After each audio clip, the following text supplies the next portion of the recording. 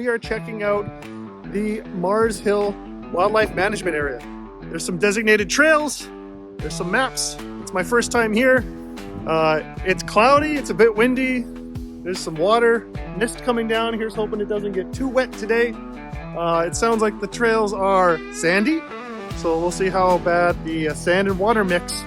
I'll have to put my rubber boots on, and I think we'll be fine. We're starting off at the south, and I'm going to meander my way up to the north, up to 317. I don't know what route I'm going to take yet. We'll see the conditions and what feels right.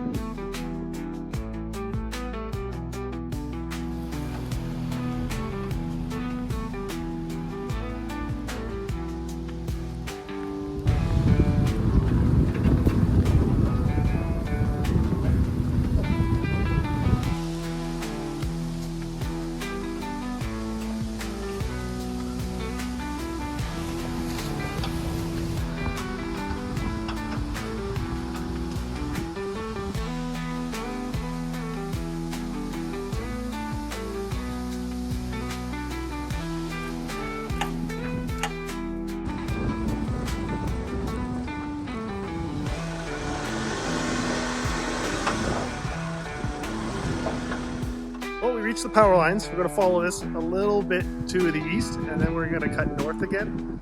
Along this way, in this wildlife management area, there is the Trans-Canada Trail, which is for pedestrians only. So be sure to stay off those. Fortunately, the designated routes are mostly indicated with the little sign saying designated route.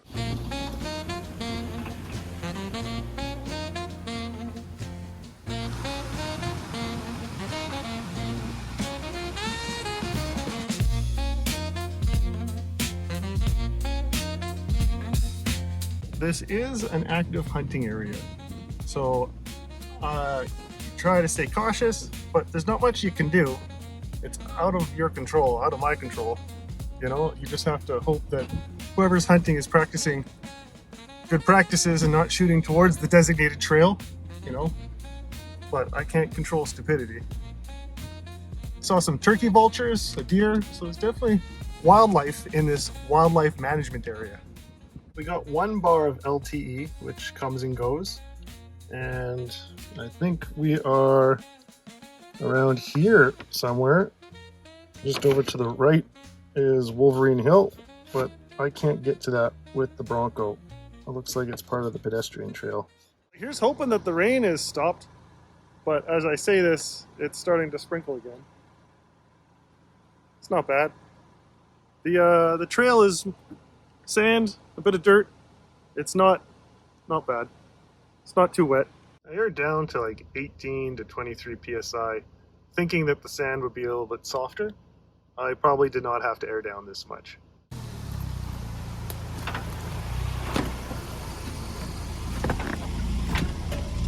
It is a pretty tight quad trail, but you are allowed to drive a 4x4 on it.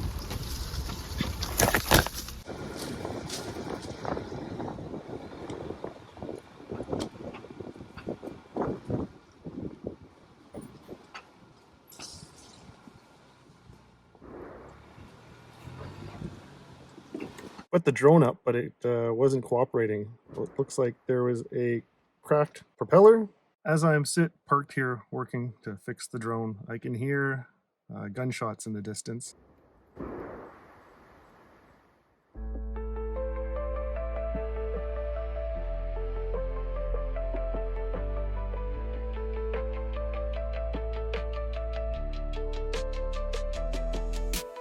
We're about halfway through this trip, just over half, and now we're at mile 84 road, which kind of cuts through. So this is just a regular road that any two-wheel drive smart car can get down. Okay, so this is the biggest tree down on the trail yet. It's maybe 12 inches thick. I don't have a gas chainsaw. I just have a small little handsaw, and I don't want to turn around.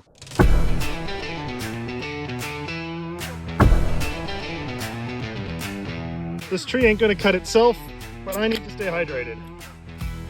I love these things on the trail. Nice, ice, cold, non-alcoholic. A 0. I'm not sponsored. I just really like drinking these things.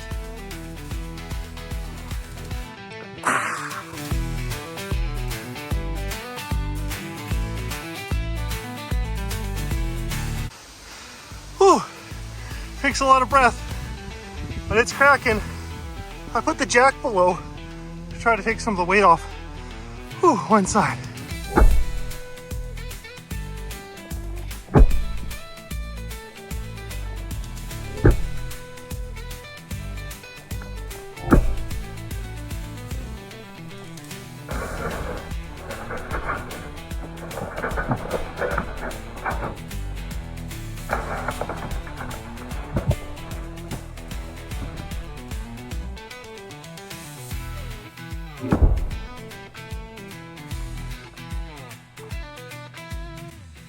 I am not a gym person. I'm not an exercise person. But I will cut wood when wood needs cutting person. I'm just using a dull axe that could use sharpening. And hey Juana, hey babe, Christmas gift idea. This guy could use a gasoline powered chainsaw. Something with strength to cut through 12-inch something diameter trees or more. Here's hoping there's no more big trees on the rest of this. So I'm not going to measure these 2 cuts in time. I'm going to measure these things using a quantity called how many beers does it take to cut through a tree? I crushed 1 when I cut that, and I'm on to number 2 for the second cut. But if I get tired, I'll have a third.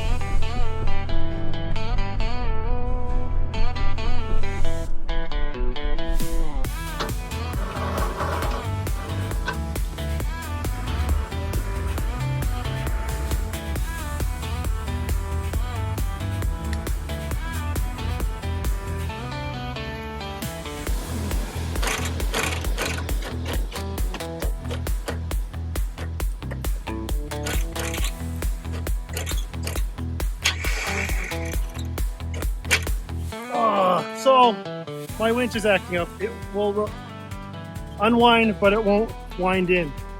It's happened before. I usually just give it a, oh yeah, maybe that's it. Just got to give it a love tap. Come on.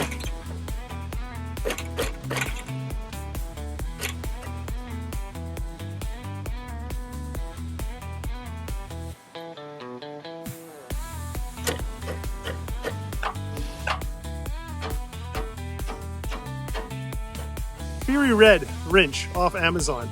It's not a worn wrench. I'm like, oh, I'll save some money. And it worked, sort of, when I needed it to, but I still had to give it some love taps previously. And I was like, okay, I'm okay with just banging it to make it retract or intract or whatever, claw it back in. And I'm not okay with it not working. So there's probably a short wire that I need to figure out. I'm not good at that. And I'm going to go to Rennie tomorrow, where I really need a working winch. Because last time I was at Rennie, after the beaver dam, I couldn't get up. So here's hoping my friends will take care of me.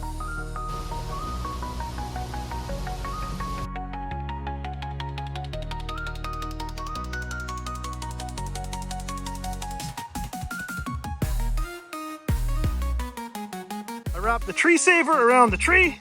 Not that I want to save it. And then I got a tow rope. It's not a kinetic rope.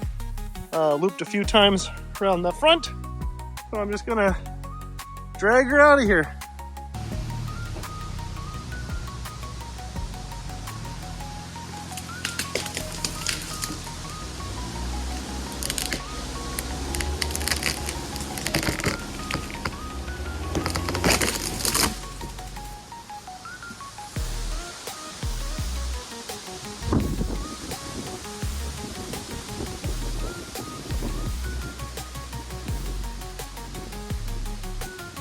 So I got through this tree, but it is getting windy out, and I have heard branches cracking, and I've seen a tree fall behind me earlier.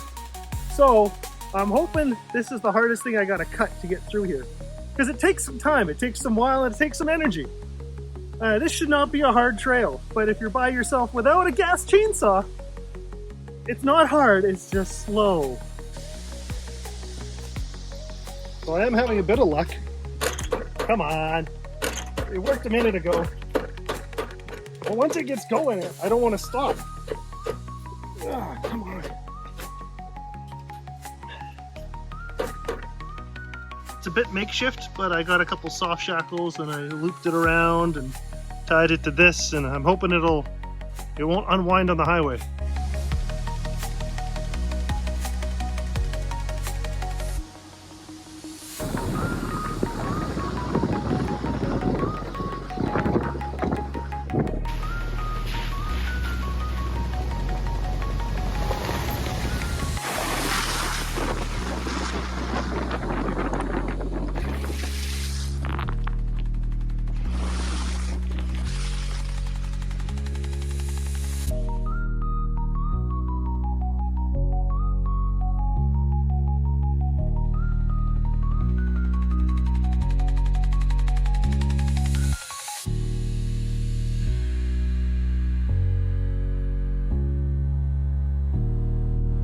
After all that splashing, the winch rope was secure. Maybe a little cleaner than before. Maybe not. We started down at mile 81 road, came up here, hung a right at the power lines, took a left down the designated trail, came up this way, curved around, crossed mile 84 road, up to this spot, and then I hung a right, and then we got through all those splashes, and now I'm back up here on the paved asphalt road, which leads out to the golf course. The trail keeps looping up over here to 317, and then up along private property, and then up there, and then it goes to a different rural municipality. And I looked at the property maps, and I don't know, I think it might go off to private land over here. So it's good for snowmobiles with the snowman club in the wintertime, but I don't think it's appropriate for 4x4s in the summer. I just don't have enough information, and I don't want to start trespassing or getting stuck in the bog. There's also a section here in yellow, which is for winter use only. I don't know, maybe it's too marshy and it's not secure enough to get a vehicle through in the summer.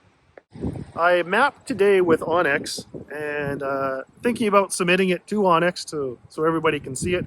But the trick is, you don't want to have a mishmash of trails listed as one trail. It's nice to have them separated. So up over here, where I connected up to this one over on the west side, I don't know, maybe I'll just stop the trail right there and call it like down the middle, and then come back a different day to do the west side. It's my first time here. I don't know what the trail routes are, if they have any names. I'm disappointed they don't have names. They're just called designated route. They're all designated route. If I get lost in here and I'm tell someone, hey, I'm on this trail, how are they supposed to know where I am? Okay, yeah, I got a Zoleo communicator. I can send them the GPS. And there is cell phone service, 3G, LTE, so it's manageable, but still, I don't want to get stuck out here by myself. A very short distance continuing this way, and then it leads up to Highway 317. So why stop now? Why not just go the extra mile, or half mile, or quarter mile, or partial kilometer? Whatever the distance is, it's short. And if there's any trees, like, turn around, because I don't want to waste an hour cutting a tree by hand. I also just don't want to air up right away, because once I air up, then I'm on the asphalt highway, and the fun of the day is done. So if I get a couple more minutes of fun, great. And this is the sucky part. My least favorite part about off-roading is just using this tiny little compressor to air these big tires going from 18 to 38, whatever, PSI. 4 of them takes forever. I'm going to have to get one of those octopus things, the big compressors that go up under the hood. Or go wheeling with some friends who've got the big compressors. Pump me up like that. You know, I can sit around here and probably take a nap. It takes so long, but every tire I gotta stop, wake up, move it to the next one.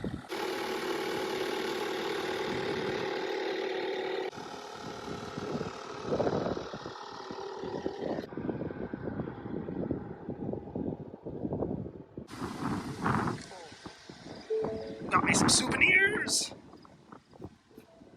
Thanks for watching.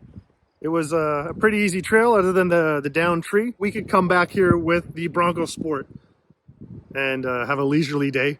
Started off a little bit sprinkly, a little bit of rain, but now it's like 4 o'clock, maybe after that, and it's sunny outside. The clouds are coming in from the north, which is a bit unusual. Usually the weather comes in from the west, from Alberta, Saskatchewan. So I don't know what that means. But yeah, that was a nice Saturday. We only have so many weekends left in Manitoba until it becomes frigid cold. And then we can do other things like snow wheeling. But I gotta appreciate what we got right now. I'm gonna go head up to the cabin, grab some supplies. Gonna go, tomorrow, headed to Rennie. And I'm a little nervous that my winch isn't working properly because I'll need it. But I'm going to pick up some supplies from the cabin. I've got my prospecting license, so we're going to search for gold.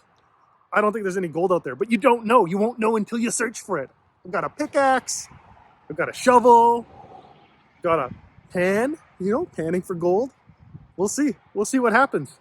If I do strike gold, this YouTube channel is either going to be really busy or I'm just gonna stop posting stuff because I've got so much gold. Well, if you enjoyed this, we've been posting videos semi-regularly for the past year and plan on posting some more videos for the next year. You can check them out. Some suck, so pardon me on that. Some are actually pretty fun. If you want to hear the Kevin Staff picks, I recommend checking out the Polycore videos.